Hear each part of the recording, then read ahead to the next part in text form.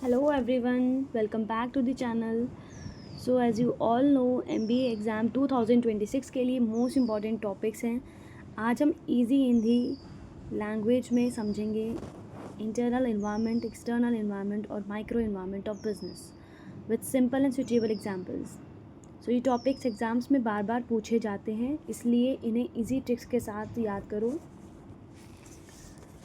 First question is Third question will be explain internal and external environment of business. So business environment को mainly दो parts में divide किया गया है, internal environment and external environment.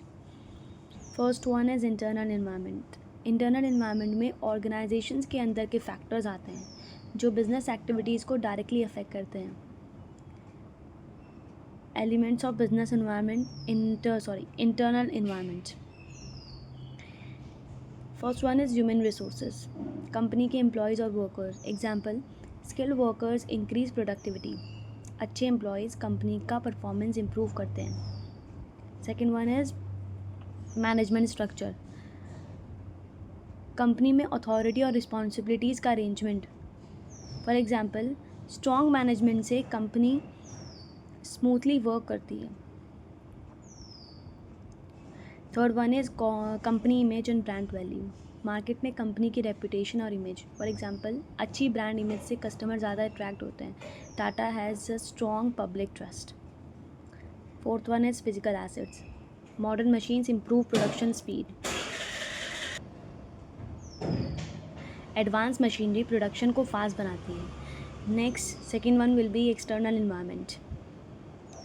So external environment में business के बाहर के फैक्टर्स आते हैं जो बिज़नेस को अफेक्ट करते हैं. First one will be customers, people who buy products और सर्विसेज, जो लोग प्रोडक्ट्स या सर्विस परचेज करते हैं. फॉर एग्जांपल, कस्टमर्स की चॉइस बिजनेस सक्सेस डिसाइड करती है.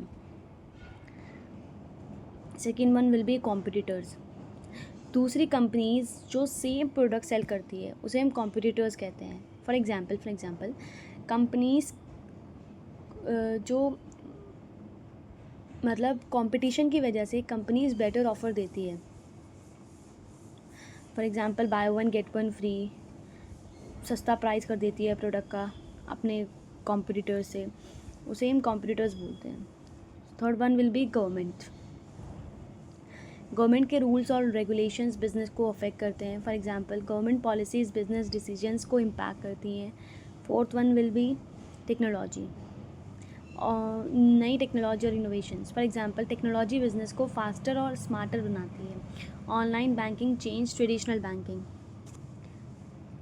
And its conclusion will be both internal and external environments are important for business success. Next question will be explain micro environment with examples. So micro environment उन factors को कहते हैं जो business को बहुत close होते हैं और daily activities को directly affect करते हैं. ठीक है, इसके कुछ components होते हैं, components of micro environment. First one will be customers. Customers का सबसे important part होता है. सो कंपोनेंट्स ऑफ माइक्रो इन्वायरमेंट, पहला होता है हमारा कस्टमर्स बिजनेस का सबसे इम्पॉर्टेंट पार्ट होता है. फॉर एग्जांपल, कस्टमर की डिमांड बिजनेस स्ट्रैटेजी चेंज कर सकता है. तो second one will be suppliers. Suppliers raw materials provide करते हैं. For example, raw materials late मिलने से प्रोडक्शन रुक सकता है. Delay in supply can stop production. Third one will be competitors. So competitors market में कंपटीशन क्रिएट करता है. फॉर एग्जांपल, कंपटीशन कंपनीज को बेटर क्वालिटी देने के लिए मोटिवेट करता है.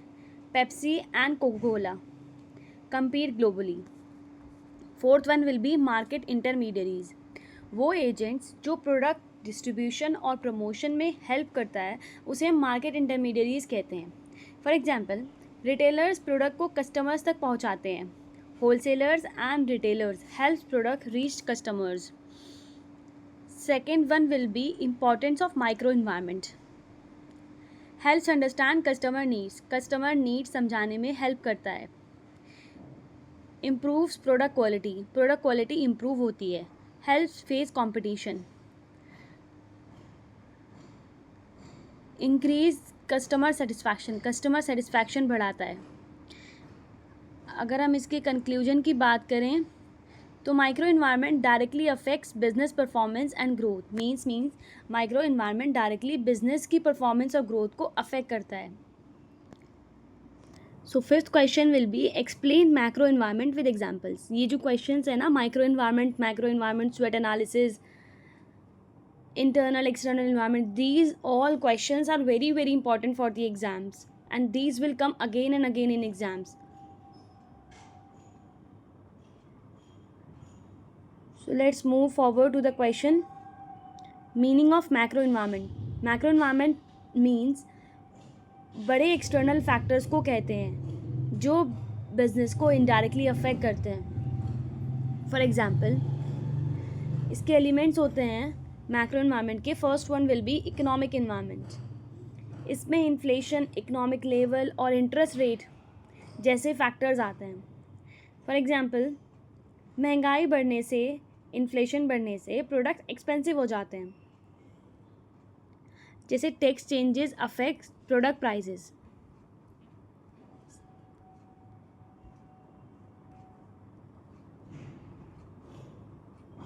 सोशो कल्चर इन्वायरमेंट, इसमें कल्चर, ट्रेडिशंस, एजुकेशन और लाइफस्टाइल आते हैं। For example healthy lifestyle trend की वजह से ऑर्गेनिक प्रोडक्ट्स पॉपुलर हुए हैं। Next will B technological environment. नई टेक्नोलॉजी और इनोवेशंस को इंक्लूड करता है। For example digital payment system ने बिजनेस ट्रांजैक्शंस को ईजी बनाया है। UPI and digital payment change banking system. Next will B natural environment. Natural resources और इन्वायरमेंट से related factors. For example environment rules companies को eco friendly methods use करने पर मजबूर करता है। Pollution laws affects industries, flood affects agricultural businesses, these all are natural environment. इसके importance की अगर हम बात करें, पहला इंपॉर्टेंस है इसका helps in future planning. Future planning में हेल्प करता है। आइडेंटिफाइज मार्केट ट्रेंड्स आइडेंटिफाई होता है। रिड्यूस अनसर्टेनिटी, रिस्क कम होते हैं, अनसर्टेनिटी रिड्यूस होती है। And helps in business growth improve होती है। इसका कंक्लूजन होता है लॉन्ग टर्म सक्सेस के लिए बिजनेस को मैक्रो इन्वायरमेंट के चेंजेस के अकॉर्डिंग अडेप्ट करना पड़ता है। Means business must adapt to macro environmental changes for long term success. Next question will be explain Porter's 5 forces model. This is very most important question. This is a very repetitive question. So let's do this question. Michael porter ने ये model industry competition को analyse करने के लिए develop किया था। Industry competition को analyse करने के लिए डेवलप किया था। इसके 5 फोर्सेस होते हैं।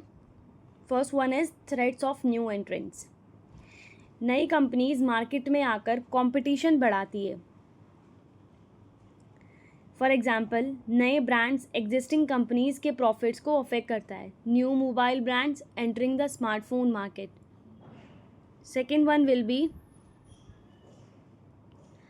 Competitive rivalry. Competition among existing firm means existing companies के बीच कंपटीशन, जैसे Amazon and Flipkart compete aggressively. Competition की वजह से डिस्काउंट्स और ऑफर्स बढ़ते हैं। जैसे आपने देखा होगा ईद पे सेल लगती है, दिवाली पे सेल लगती है, तो एक जो हमारा ऑनलाइन प्लेटफॉर्म होता है वो दूसरा भी एकदम से सेल स्टार्ट कर देता है।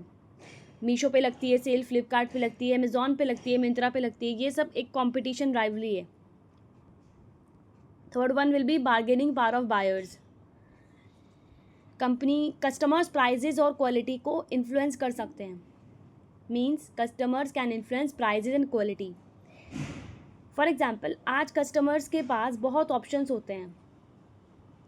Customer compare prices online before purchasing. Bargaining power of supplier raw materials की प्राइजेज और सप्लाई दोनों कंट्रोल करते हैं। फॉर एग्जाम्पल लिमिटेड सप्लायर्स होने पर कंपनीज डिपेंडेंट हो जाती है। If few suppliers exist they may increase prices. Next one will be threat of substitute products.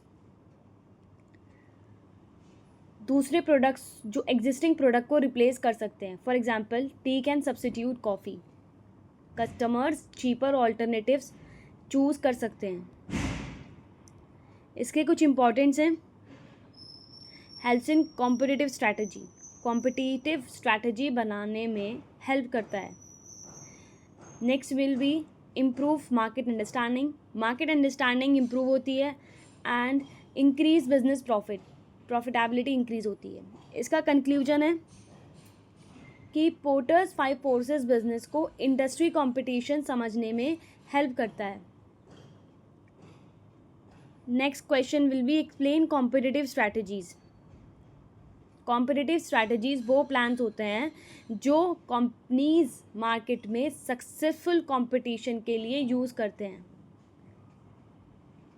Means these are plans used by businesses to compete successfully in the market, उसे हम competitive strategies कहते हैं। इसके कुछ types होते हैं। First one will B cost leadership strategy. Company cell products at lower cost, for example low price की वजह से ज़्यादा कस्टमर्स अट्रैक्ट होते हैं। DMart provide products at low cost. इसका कुछ एडवांटेज है, ये अट्रैक्ट करता है प्राइस सेंसिटिव कस्टमर्स को। डिफ्रेंशिएशन स्ट्रैटेजी, कंपनी यूनिक और स्पेशल प्रोडक्ट प्रोवाइड करते हैं। For example unique product customers को लॉयल बनाते हैं, जैसे कि Apple provides premium features and design. और इसका मेन एडवांटेज है creates customer loyalty. Third one will B focus strategy. So focus strategy, company एक पर्टिकुलर कस्टमर ग्रुप को टारगेट करती है, एक स्पेसिफिक मार्केट सेगमेंट को टारगेट करती है, जैसे कि स्पेसिफिक कस्टमर्स की नीड्स को बेटर फुलफिल किया जाता है। Luxury brands target high income customers. इसका एडवांटेज है better understanding of customer needs. If you want more important questions for MBA question exams 2026, then comment me in below, and don't forget to like, share and subscribe the channel, and thank you for watching.